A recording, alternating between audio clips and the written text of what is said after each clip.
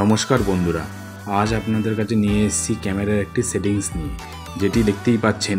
আমাদের যখন আমরা ক্যামেরা থেকে ফটো তুলি তখন আমাদের ব্র্যান্ড নেম, টাইম আর কোন লোকেশান থেকে ফটো তুলছি সেটা দেখা যায়। সেই টপিক নিয়ে আজকে আমাদের ভিডিও। চলুন শুরু করা যাক। দেখুন, আমি আমার ফোনের হোম পেজে এসেছি। হোম পেজে এসে আমরা ফার্স্টে কী করব, ক্যামেরা সার্চ করব ওপরে।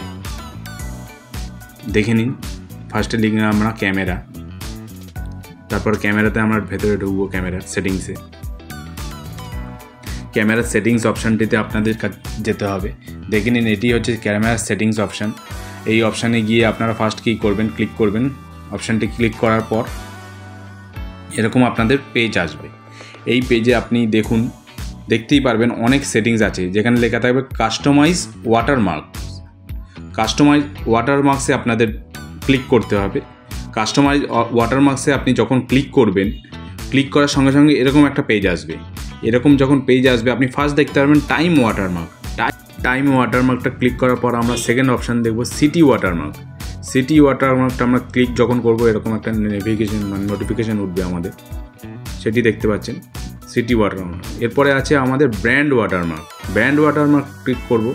এরপরে আছে টেক্সট ওয়াটারমার্ক। টেক্সট ওয়াটারমার্কটা ক্লিক করার পর দেখুন এরকম একটা পেজ আসবে। এই পেজে আপনারা যেমন আপনাদের নামও লিখতে পারেন। যেমন আমি আমার চ্যানেলের নাম লিখি দেশি বয়েজ,